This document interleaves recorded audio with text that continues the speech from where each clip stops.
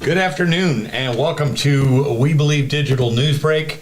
We're glad you're joining us today. We've got a 30-minute news show where we'll kind of aggregate stories from all kinds of different sources to give you a perspective, national, state of Mississippi, and then our local Jackson and Hinds County area. We have a call-in number, 1-800-492-5186, or you can always join us in chat if maybe you're on Facebook or YouTube. Glad to have you as viewers. Hope you like the program. Currently, the program is Wednesdays and Fridays at 12 noon for 30 minutes, and that's always subject to change over time. But hopefully you're finding information that you find useful here and that you'll like the program, subscribe to the program, share it with your friends and so forth, and we'd be glad to have your viewership as part of one of the broad base of programming that we have here at We Believe Digital. My name's Chris Young, and we'll get started on the global level. And we got a rejection from Israeli Prime Minister Benjamin Netanyahu. Rejecting President Biden's call to cease Israel's judicial overhaul. They just had tens of thousands of people in the street. Interesting how that works over there. You have something that the people don't like at all, and tens of thousands out protesting in the streets. We don't have that so much over here. When we had the water crisis, when we have these political bills, it's like the HB 1020, trying to take over Jackson, and we get gatherings of 100, of 200, of 300, but that's it. Interesting how that works. But yeah, this Benjamin Netanyahu has this long history. He's kind of voted out a couple of cycles ago and then voted back in recently. But his plan is to give full control of the courts to the government and having appointees involved and stripping the Israeli Supreme Court of crucial powers. So interesting.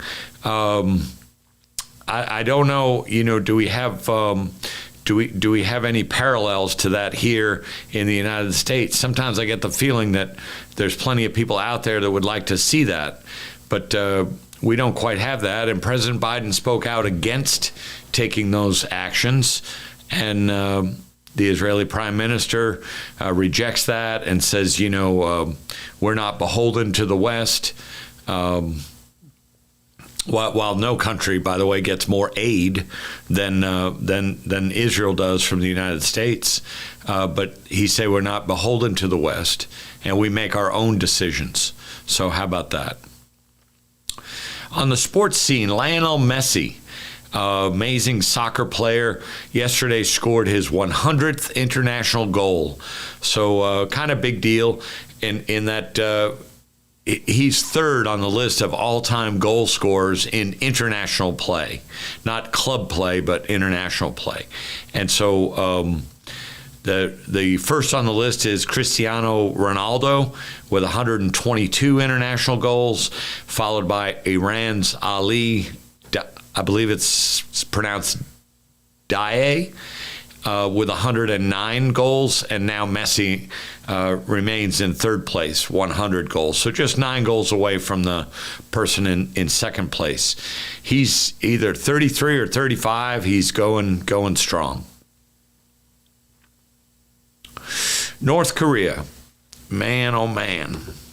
North Korea claims, a lot of different things come out of North Korea, but they're now claiming proof of, they've said they possess tactical nuclear weapons for some time now, but now they're claiming proof of that. Nuclear weapons, warheads that can be attached to missiles that can hit targets in South Korea. So obviously some concern over that.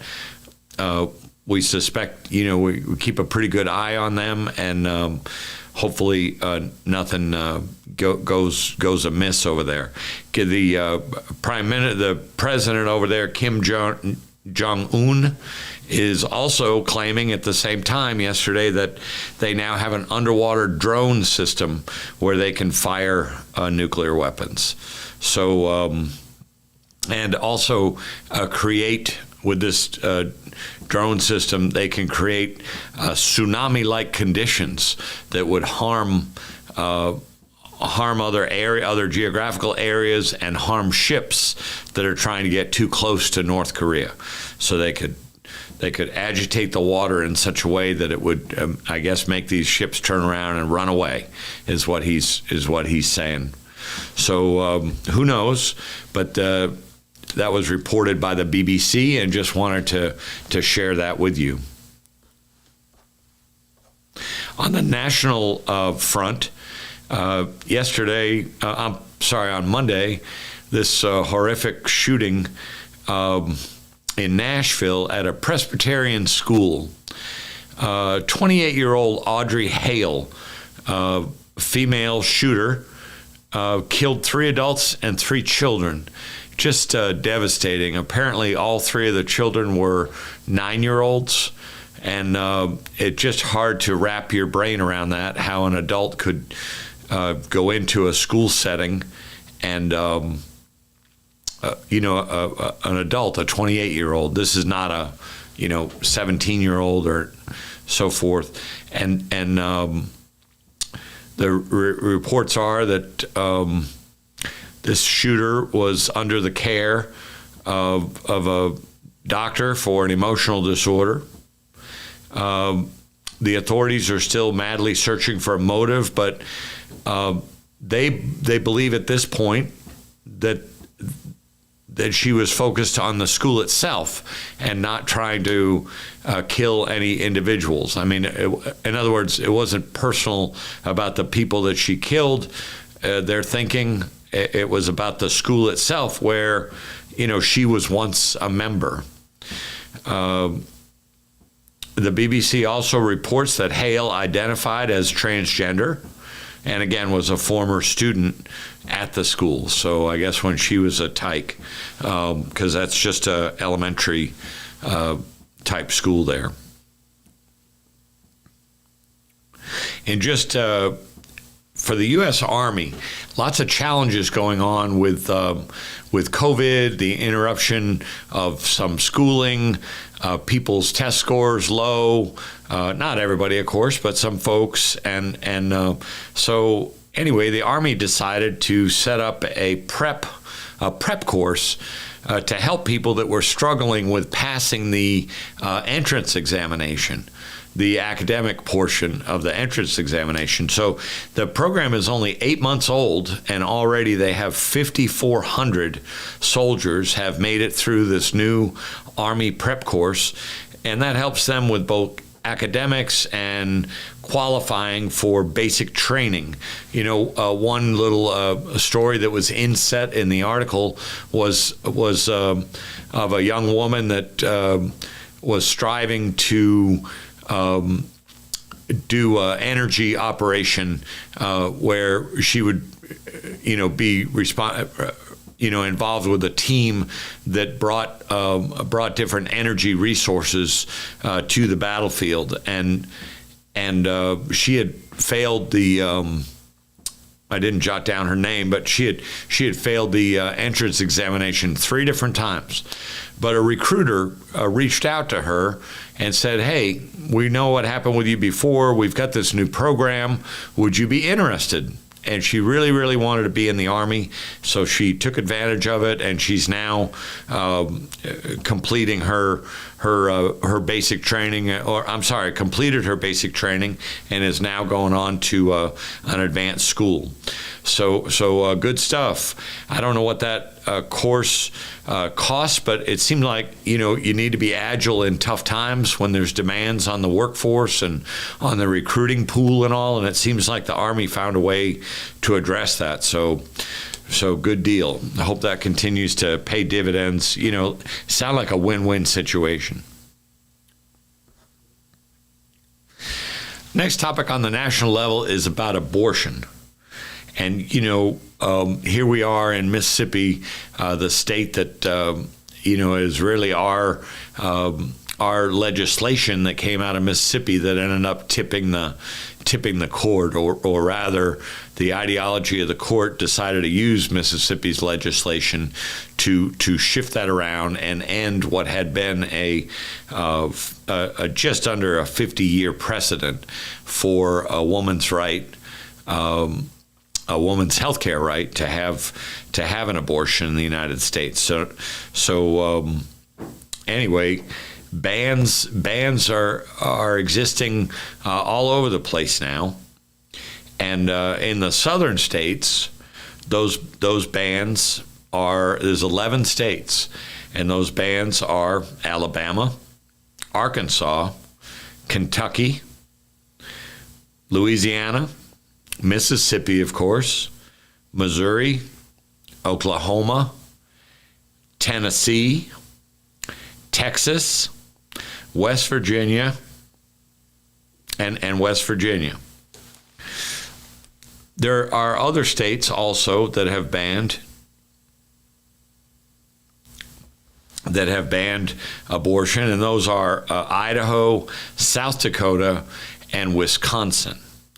So a story I read in the New York Times this morning indicates that many folks. So the higher list is in the southern states and in the deep south, but many thousands of women are turning to clinics in Illinois. In southern Illinois, there are clinics where people are, in other words, the shortest distance to fully operational clinics, and many of those clinics seeing 100 women a day. So interesting to see how this is all going to pan out. There's so many viewpoints on this topic, really controversial topic.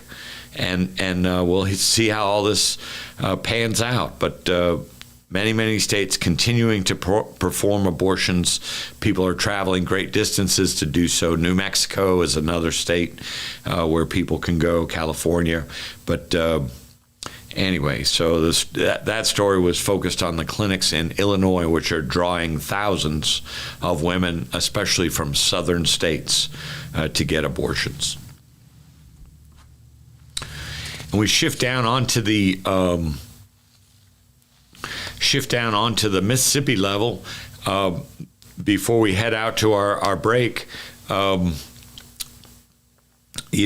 we are, the 29th day, Wednesday, the 29th day of March. But in many respects, today is just another day that the legislators in our state have elected not to hold a hearing on the TANF scandal. Now, they'll hold hearings on legislation for taking over Jackson. Legislators from out of our area, they don't have any problem holding hearings on that, having debate, taking votes, but they steadfastly refuse to conduct a hearing on the TANF scandal, where, by many reports, upwards of $100 million was stolen, embezzled, stolen. Some people use the word misspent. They turned this TANF fund, and every state has one of these funds and gets funding from the federal government, exclusively from the federal government. But Mississippi's numbers are very high. They get all this money every single year, and these guys, under Republican leadership, decided to turn this into a slush fund. They used it for helping out people like Brett Favre with the volleyball stadium down at Southern. The governor was in on it with fitness boot camps. They have some wrestlers, promising to do different things and not performing. Somehow somebody's rehab stint at a fancy rehab on the West Coast, Malibu kind of rehab, was paid for with TANF fund. Just bizarre. Like they just decided it was theirs and they could do with it what they wanted, but it isn't theirs. It's, it's from the federal government, and it's for a safety net for the absolute poorest people in our state, which is the poorest state in the nation. And so just a horrible, horrible deed got uncovered. Many people have pleaded guilty. They're still trying to skim back the money, find a way to get the money back. But the Republicans won't hold a hearing on this. It's just really, really sad commentary when you look at what they are willing to hold hearings on versus what they're not willing to hold hearings on.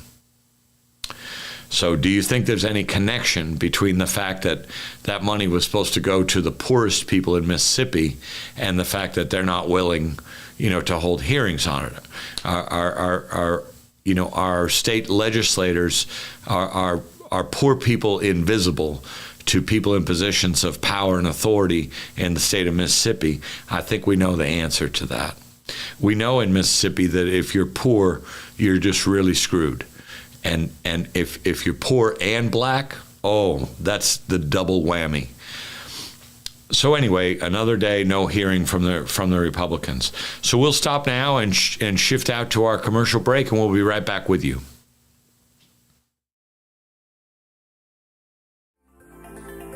Looking for the hottest content in the city of Jackson and surrounding areas? Check out WeBelieveDigital.com. Also follow us on Facebook, Instagram, TikTok, and YouTube. We Believe Digital Podcast is here for all your podcasting needs.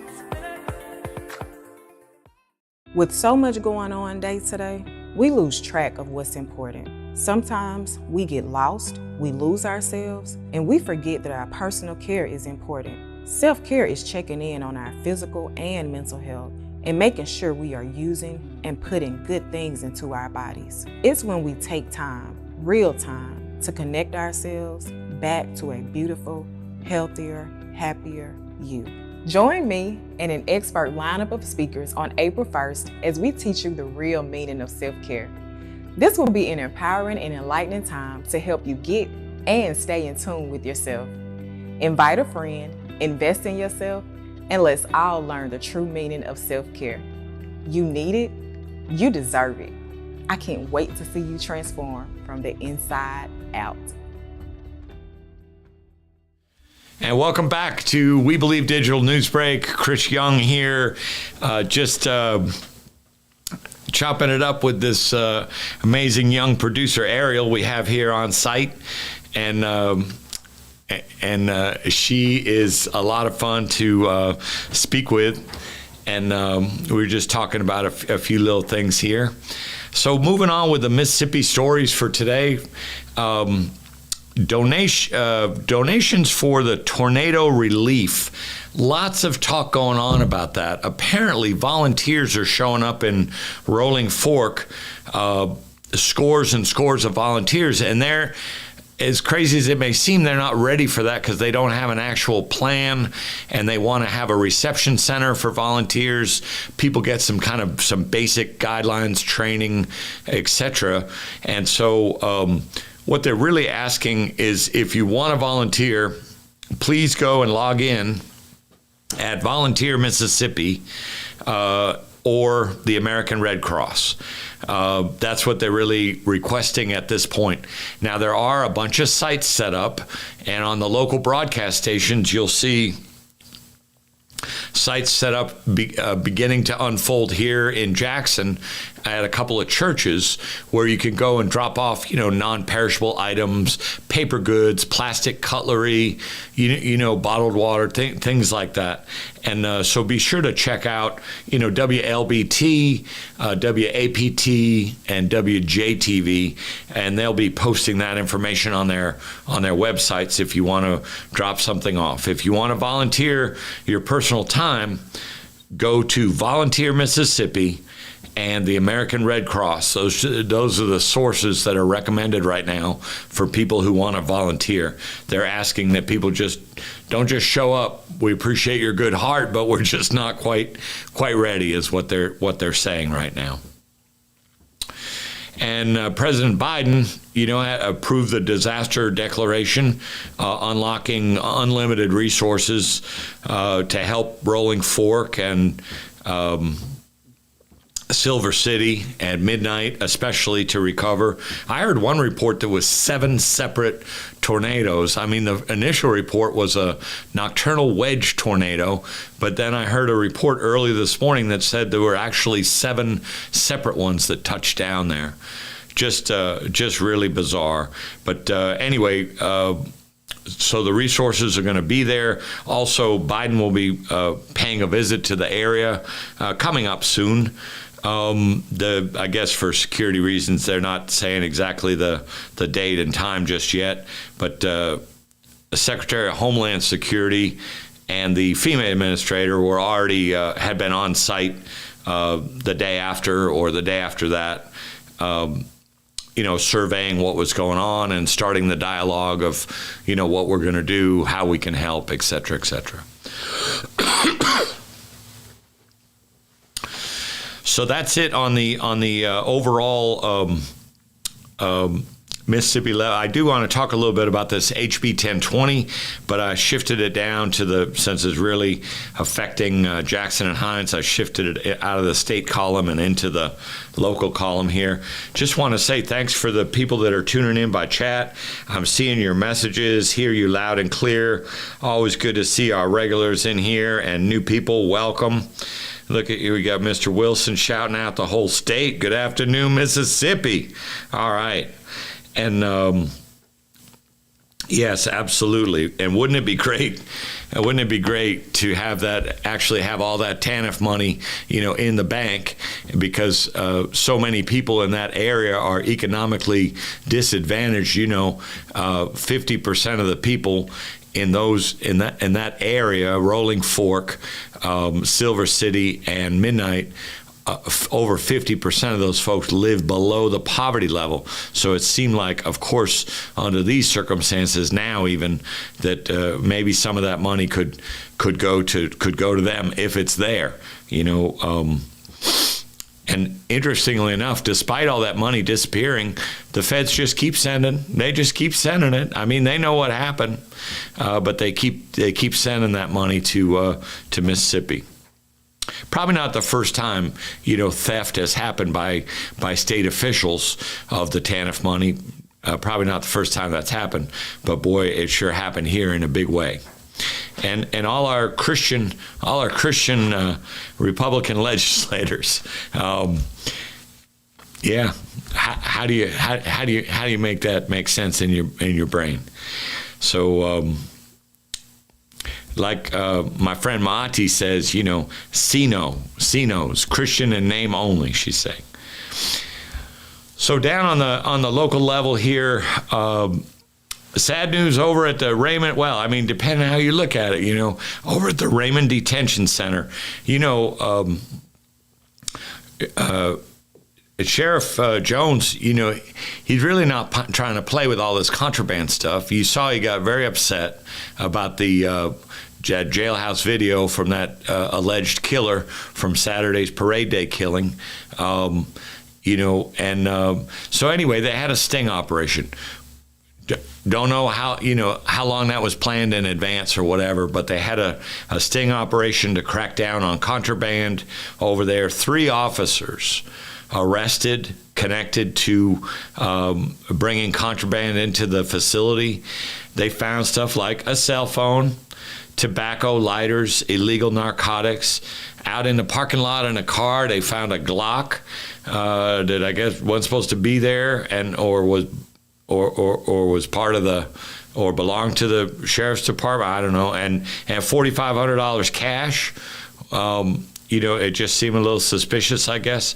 But those items were in a vehicle in the parking lot out at the Raymond Detention Center. 3 officers arrested. Now they are on paid administrative leave right now, awaiting termination, according to the APT report. The WLBT report that I saw. So, and those 3 officers are Sergeant Harry Rutledge, 44 years old. Detention officers are Keisha Martin and Kayla Sims, both 27 years old. All all arrested and on administrative leave right now, awaiting termination.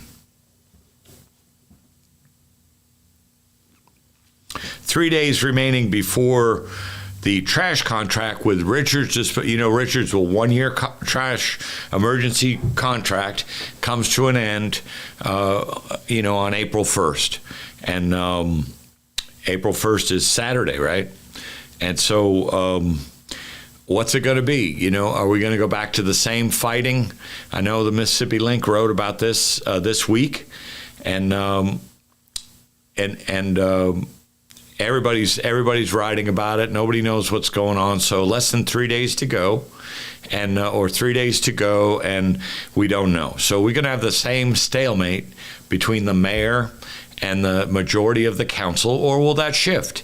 I just got this funny, but sometimes I can be too much of an optimist, but which I think is saying a lot in Mississippi to be an optimist. But I got a funny feeling at least one of those council members is going to shift their position. Who knows?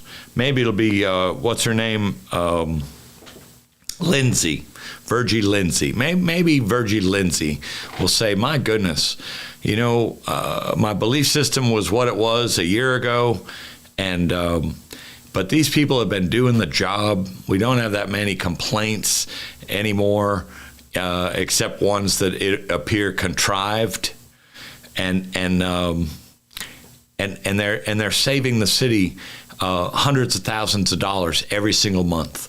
So maybe she'll shift her position. I don't know. Maybe Aaron Banks will shift his position. He's like the president, the Mississippi president of the League of Cities, and a very influential position now. And that's all about working together, learning from each other, and working together and doing good deeds.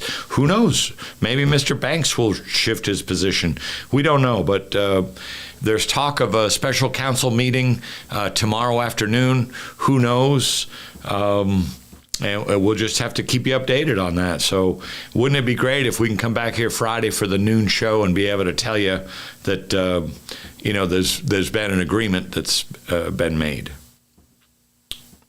Back to the Parade Day killing in downtown Jackson. Also a featured article in the Mississippi Link this week. So that'll be coming out tonight about 9:30, the MississippiLink.com. You can always read the e-edition. Certainly welcome subscribers to the Mississippi Link, about $32 a year to always have the paper in your mailbox every single week. But you can read it online, and there'll be a story in there tonight. Lots and lots of stories, but one of them will be on this Parade Day killing down there on South Jefferson, adjacent to the ag commissioner's parking lot down there. But the family has indicated, the Spann family, Joshua Spann's family, indicated that tomorrow night, Thursday night, a candlelight vigil will be held at the Parade Day crime scene at 6 p.m. 6 p.m. tomorrow night. So if you want to show support to these families, if you want an opportunity to reflect and think about things, how all this went down, maybe that's something you want to do. Certainly creating a sense of community, and I'm sure there'll be several speakers lined up, and we'll see how all that plays out tomorrow night. Thursday night, tomorrow night at 6 p.m., South Jefferson Ag Commissioner parking lot. There's talk now of extending the legislative session. Typically they'd be tipping out around April 1st, but there's already talk of extending the session. They say they have not yet agreed on a budget, and that there's some bills are not done being worked on. And what one of those bills is that HB 1020. So I got some more listeners. Wonderful. And interesting thing, they decided to create a conference committee on this HB 1020, and with 6 people, 5 of these white people, 5 white men, if I'm not mistaken, and one black man, Representative Earl Banks from the 79th, I believe, and Hinds County, and been on the job close to 30 years over there. Seemed like a really great guy, and interestingly, these chamber leaders appoint these folks to this conference committee to study this HB 1020 and figure out if there's any way to make it happen. Part of it happened, some of it happened, none of it, who knows? And it's all impacting Hinds County and Jackson, both of which are predominantly black. And the lack of insight by these chamber leaders, Gunn and the Lieutenant Governor Hoseman, the lack of insight, just sending these white folks from out of the area into the conference committee rather than having more people that are right here in Jackson and Hinds County, because it's going to be impacting us. But they just don't see things. They don't see things. They don't see us. And Representative Banks was asked by one of the broadcasts, I didn't jot down which one, yesterday, if this conference committee has met yet. And he said, no. They had not met at all. And then they went and asked Trey Lamar, one of the sponsors of the bill, and he said, "Oh, we've all met, but at different times." So you create a committee to work together, but one person, with a clear expectation of how that ought to work, telling you, that they're not sitting down together. And then the other guy that's sponsoring the bill saying, "Oh yeah, well, sure, we're meeting. We're just not meeting together. We're meeting at different times. We're not meeting together." Just trying to put a spin on things. It's just amazing how all this works. But certainly we're very hopeful for that. Apparently they've backed a long way off what that, thankfully for the public outcry, backed a long way off the initial, the first version, and it's now down a lot from that. But we're really curious about the expansion of CCID Capitol Police jurisdiction into Jackson. Really, really curious about that. So we'll see how that goes. Hopefully we'll have more to report to you on that on Friday when we come back at noontime. So we thank you so much for joining the chat and sharing some comments and just watching along. We're so glad to have you here. We Believe Digital is really trying to move forward and become a broad-based media company that can meet all your needs and serve our community needs for our community, the one that's not invisible, the one that should never be invisible. So we're so happy to have you. Take good care of yourselves and each other. Stay safe out there. We'll see you Friday at noontime.